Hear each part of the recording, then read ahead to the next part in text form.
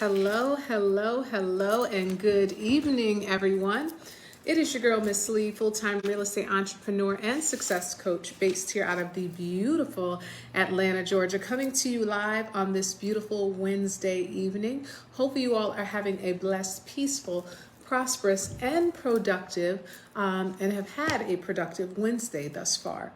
I wanted to come on here and go live to discuss real estate with you all. I know throughout the day I go live with you guys often, just discussing different topics with regards to success and giving you all different tips when it comes to success.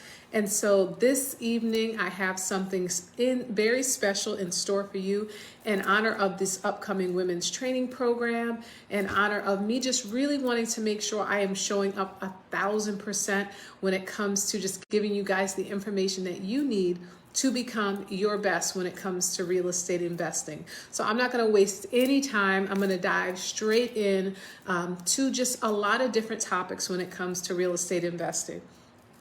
I'll do my very best to keep this in a little bit of order, but of course, if you really want to have the full flow, you'll have to grab a copy of my new book, The Roadmap to Wholesaling Real Estate, and we actually have a new training program coming out and actually a new book on the way. It is also going to be an ebook. With this book, The Roadmap to Wholesaling Real Estate, it is not an ebook. It will never be an ebook, that's not my intentions to ever make it an ebook or an audiobook. It is a book that you have to purchase and you have to actually write in it. It's something that you keep with you. It's something that you make special to you on your real estate journey to becoming a full-time real estate entrepreneur. So let's get started. So in my book, The Roadmap to Wholesaling Real Estate, there are actually, 22 steps in this book, The Roadmap to Wholesaling Real Estate. And so I just want to go over some of the steps in here and also read some of the information that's in. And if you guys have any questions with regards to real estate, feel free to drop some of your questions below as I go through this. I'm hoping this video will probably be somewhere around 30 minutes, maybe less. And I'm also going to be putting a lot of information on YouTube.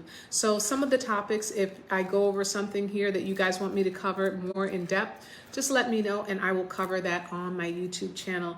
But normally I go live a lot here on Facebook as well as on Instagram. So if you guys have not followed me yet on Instagram, definitely head over there to Miss Kia Lee. That's MSKIALEE. But at any rate, let's get started, everyone. So as I mentioned, there are 12 steps here in my book, The Roadmap to Wholesaling Real Estate. And step number 1 is success in all areas of life. And so in this book, I just go over how to align and write down and go over what are the steps and what are the things that you want for all areas of your life. Because it's one thing to make money, but it's important that you have alignment in all areas of your life, not just when it comes to the money, okay? Step number 2 is clarity. What do you want? Like, what do you want? Like, really, let's get clear about what do you want. And in that chapter, I go into more or less what do you want in your like how much money do you want to make? What are the goals? What are your real estate goals? So that's what that chapter is all about. Step 2, what do you want? And step number 3 is applied knowledge is power. Let's talk about it. Applied knowledge is power. And so what does that mean? That means that you can learn all you want, but if you're not applying the information that you're learning, what's the point? You really want to make sure that you are learning something and then you are then implementing it. So yes, knowledge is power, but applied knowledge is true power, because it's one thing to learn something and know it, and it's a whole nother thing to implement those things that you are learning. So that is step number 3, is that applied knowledge is power. All right, step number 4, success leaves clues. Success leaves clues. If people are successful at something, they're going to leave you clues on exactly how they've gone about doing it. They're going to either be talking about it. You can watch different interviews on what they've done. Like myself with the book, The Roadmap to Wholesaling Real Estate, I've left a roadmap on how I went about doing it. So step number 4 is success leaves clues. Step number 5, your network equals your net worth. Step number 5 is your network equals your net worth.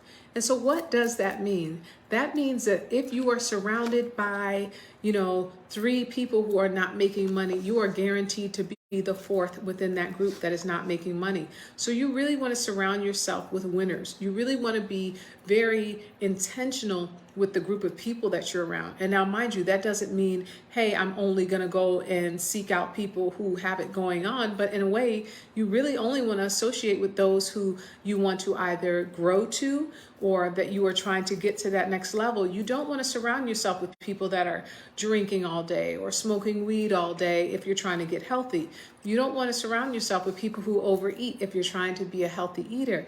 And just like when it comes to your finances, you don't want to surround yourself with people who are not intentional and intentional with just making sure that they're making good financial decisions if you indeed want to be someone who has your finances in order.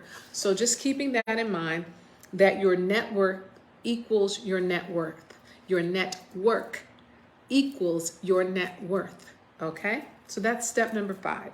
Step number 6 is, what is real estate wholesaling? What is real estate wholesaling anyway? In step number 6, we get into what is real estate wholesaling. And just so that I can take a moment and go into it in a very quick and easy way, real estate wholesaling is where you find a house, you buy it at one particular point, and then you find it, well, ideally, the proper way is you first find an investor, you find out what that investor is looking for, and then you go and find that property. So the investor will tell you, hey, I would like to buy a property for $100,000. I want this property to be a 3-bedroom, 2-bath property. And so then your job is to then go and find a property for $110,000. Then you will make that $10,000 fee once you buy it at one price, then you sell it at another price, and you make the difference in between. So that is what real estate wholesaling is. You buy a property at a wholesale price and you sell it to an investor at a wholesale price, and you make the difference in between. And that is what real estate wholesaling is. Step number 7, wholesaler or real estate entrepreneur. Ooh, that's a big one, because what is the difference between a wholesaler and a real estate entrepreneur? What is the difference between a wholesaler and a real estate investor? What is the difference? In step number 7, we go over what is a wholesaler versus a real estate entrepreneur. That's a big one, and it's a touchy one, because a lot of times people, and I have never in my 10 years of doing this business, and I've been buying and selling real estate now for 10 years, and I have never and will never refer to myself as a wholesaler. I am not a wholesaler. I'm a real estate entrepreneur, and I wholesale real estate. Wholesaling real estate is a form of real estate investing. So never call yourself a wholesaler. You are a real estate entrepreneur who wholesales real estate. That's a more professional way of addressing it. That is the proper title. And so in step number 7 here in my book, The Roadmap to Wholesaling Real Estate, that is step number 7. We go over what is a wholesaler, what is a real estate entrepreneur. All right, and step number 8, win, win, win. You want to ensure that you are always creating a good win, not only for yourself, but for the seller, the investor, the carpenter, everyone who's involved. There needs to be a win for all people. Like my guy, John Stanford, says, everybody eats. Everybody needs to be eating. You need to make sure everyone is taken care of throughout that transaction. It's not just about you and what you will get from the transaction. It's what will other people get from the transaction as well. Super, super, super important. Step number 9, understanding the laws in your market. Whether you're in Atlanta, Georgia, Texas, Chicago, Ohio, the laws differ from market to market. So you really want to understand the laws within your market. And so within that chapter, we go over understanding the laws in your market and what are great ways to go about identifying, how do I find out the laws in my market anyway? Who do I talk to? What is the best way to identify what are the laws within my market? And so that is step number 9, is understanding the laws in your market. Step number 10 is know your market.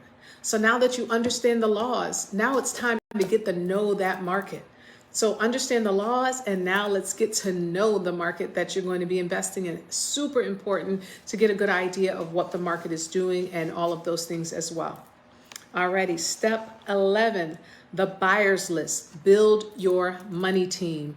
I love that chapter. That's one of the things that I love doing as a real estate entrepreneur, is just building the money team, identifying who the buyers are, identifying where the money is, identifying who's buying real estate, what are they buying, all of those things. So that is step 11, is you really want to have a good idea of who are the buyers, who are the players in your market, who are the people who are the movers and shakers, what are some of the things and transactions that are actually happening within the market that you choose to invest in, whether it be Atlanta, Florida, North Carolina, whichever market that you are in. You want to make sure that you are building a solid money team within your market. Okay, that's step 11.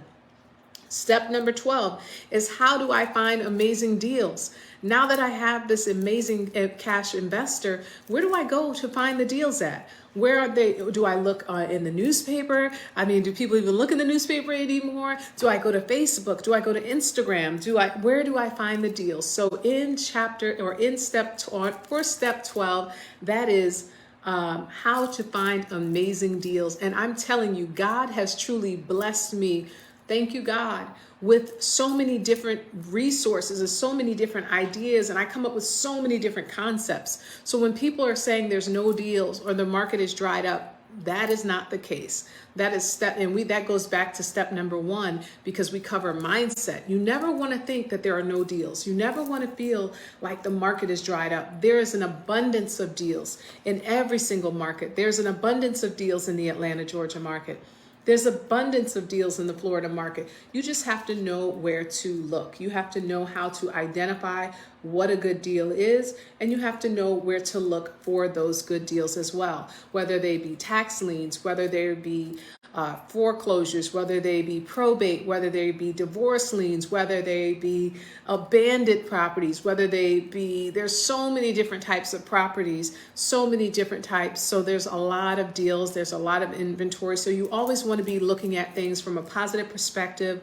Hey, there's a lot of deals. Where are they? Okay. Step number 13 is keep going. Your vision. You really want to keep your eyes on the prize. Why did you get started in the first place? When you get into this business, you are going to reach times within your industry and within your career and within the time frame of finding things where you may get doubtful. You're going to feel like, oh my God, like, am I ever going to close? Or if you do close, you may have an opportunity where you close and then you don't close something else for another 3 months, or you may not close a deal for another 6 months. That may happen, but no matter what, you always want to keep going. You always want to keep pushing. You always want to keep a clear idea of the vision and why you got started, and never, ever, ever stop. Keep going. You are always one deal away. Alrighty. Step 14 is massive action. Super important. I cannot stress this enough. You want to have massive action in everything that you do. That means you made one phone call. Would you consider that massive action? No. If you are trying to get a deal under contract, you truly have to have massive amounts of phone calls. 20 phone calls, 30 phone calls, 100 phone calls. In our CRM, we have 74,000 leads.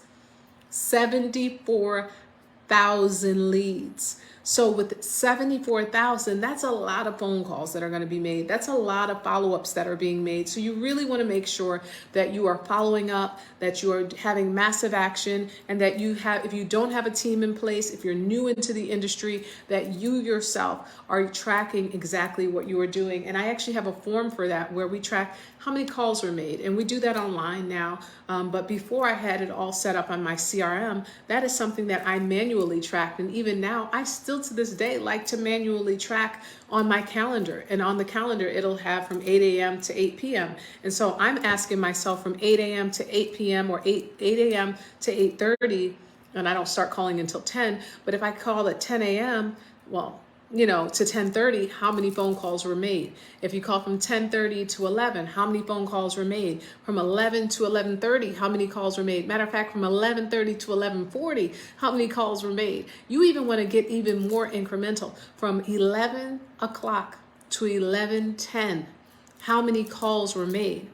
From 11:10 to 11:20, how many calls were made? From 11:20 to 11:30, how many calls were made? These are what you call your KPIs. You want to start tracking your KPIs. You want to start tracking how many calls were made. You want to keep track of all of the inbound and outbound calls that come within your company.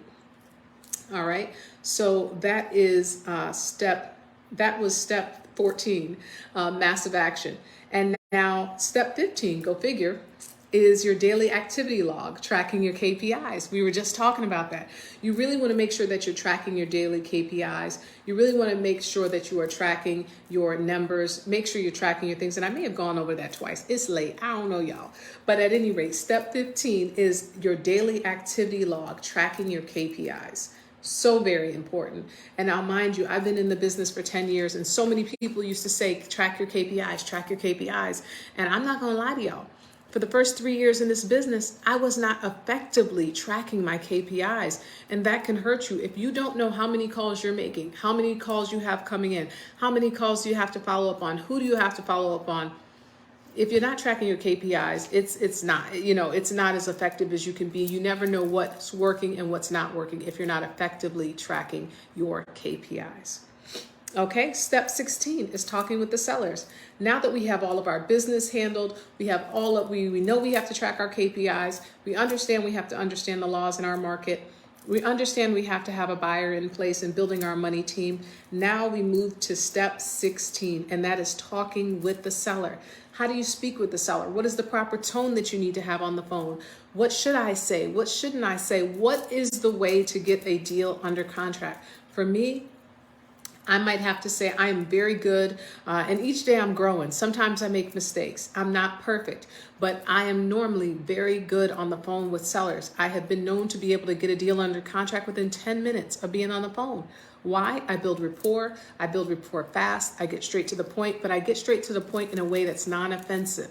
Whenever you are speaking to the sellers, you do not want to be offensive in any way to that seller. You want to be as kind, as peaceful, but professional at all times, okay?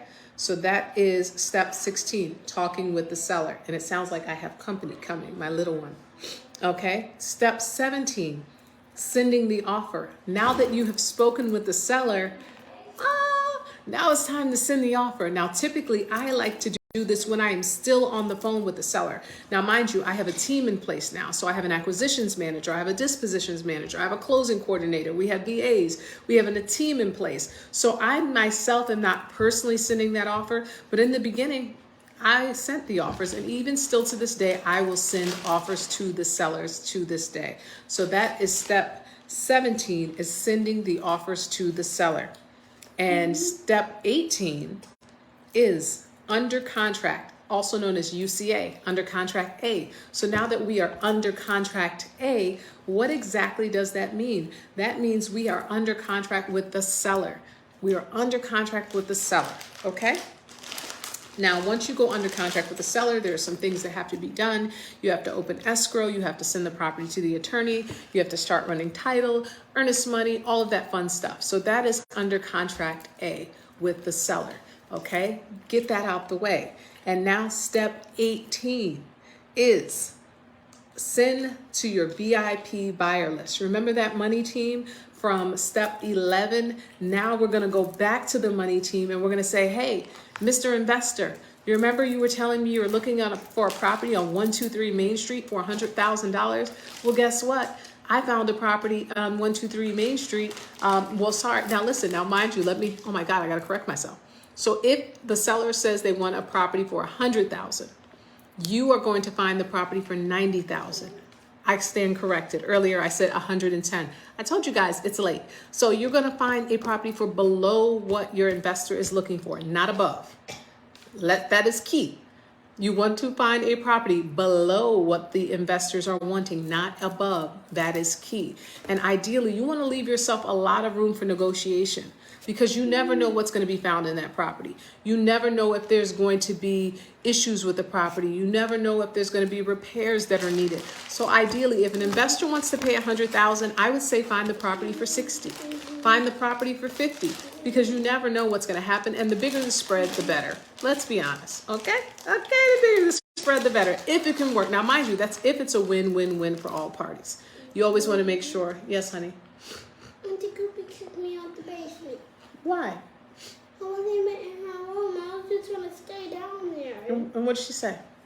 She said, oh, we're going to bed. But I wanted to stay down there. Really? Okay. Well, I'm coming inside, and it's late, so we're going to, okay? Let me just finish. But do I have gym tomorrow? No. No, you Do I have don't. gyms tomorrow? Do you want to? Okay, have a seat. If you sit and be a good girl, we could talk about that. Okay, let's get through this, okay? So yes, key point. Always find a property for less than what the seller wants, not more. I said that earlier. Trust me, guys, you never want to do that, okay? I've been doing this a long time. The seller wants to pay $100,000, you find a property for $60,000. The seller wants to pay $100,000, you find a property for $70,000. The seller wants to pay $100,000, you find a property for $80,000. But you never want to go over what the buyer. Did I say seller? The buyer. The buyer. You never want to go over what the buyer is willing to spend.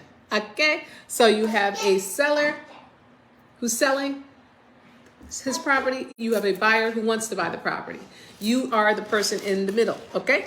So if you're on the phone and you say, Mr. Investor, hey, what are you looking for? The investor's going to say, I want a property on 123 Main Street.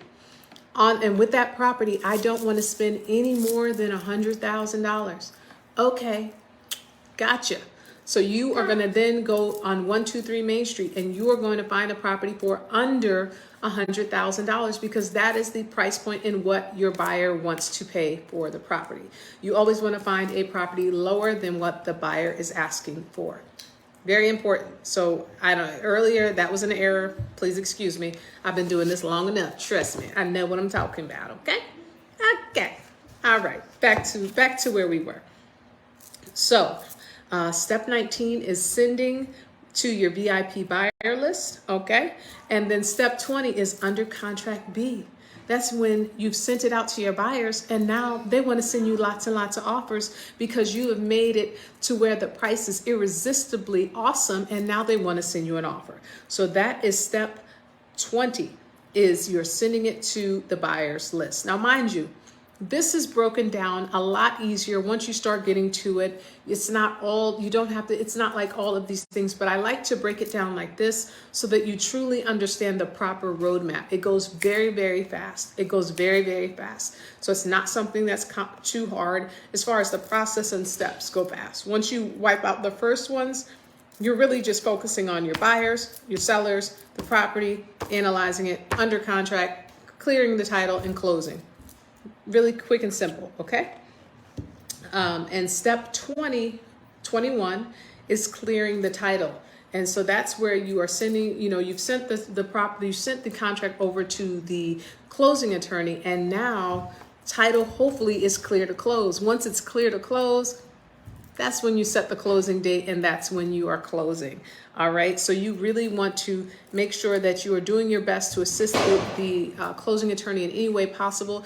In my company, we have a closing coordinator, and a closing coordinator is something like a pre-closer at the attorney's office. They basically work hand in hand with assisting the pre-closer and getting any of the information that they need to get that property closed quickly. Okay. And so that's step 21. And step 22 is you are clear to close. Clear to close. Super important. So once you get that clear to close, that is when the closing is being scheduled. Everything is done. All is well. Thumbs up for everybody. Making sure the buyer is wiring in their money and all of those things. So that is what we cover in step 20 and step 23. is you are sold. The deal is done. You have closed it. Everyone is signed. Escrow has been funded. It is a done deal and we are good. And so that is the end of the process of closing a deal from start to finish. And so here in my book, The Roadmap to Wholesaling Real Estate, I do my very best to provide a clear roadmap of the steps from start to finish on how to properly close a deal. And so for the ladies here in Atlanta, Georgia, who will be joining the upcoming training program, the orientation is this Saturday at a secret location. And ladies, I'm actually planning on having this event catered. We will have a videographer present because we are going to be documenting the process, as my man Matty J says, as my guy Matty J, always make sure you document the process. So we will be documenting the process this Saturday. And so I'm super excited about it. So ladies, if you haven't already registered, definitely want to make sure you register. I'm planning on potentially raising the prices as of Friday. Why? Why not? And so if you don't have the funds now, you do have the pay later option that is available as well. And so if you do have any issues with paying, definitely reach out to me because I am flexible. I want to see you win. I want to see you be successful. That is important to me. So if you have an issue with being able to afford this, reach out to me and let's see what we can do to assist you with that as well. Hopefully this information has been helpful. As stated, it is your girl, Miss Lee, as always, full-time real estate entrepreneur and success coach based here out of the beautiful Atlanta, Georgia. And hopefully this information has been helpful. Wanted to make sure I went over these steps in my book, The Roadmap to Wholesaling Real Estate. Also to let you guys know, I do have a new digital training program that is on the way. The digital training program is the 10 steps to closing your first deal. And so we break it down even more. And mind you, the 10 steps are in here as well, but it's broken down with a little extra sauce. So you guys, you will enjoy it. Definitely grab a copy today. Again, it is your girl, Miss Lee, full-time real estate entrepreneur and success coach. Check me out on Instagram at Miss Kia Lee. Also on my website, misskialee.com. That's MSKIALEE.com. Until next time, have a blessed and peaceful and prosperous evening. Peace.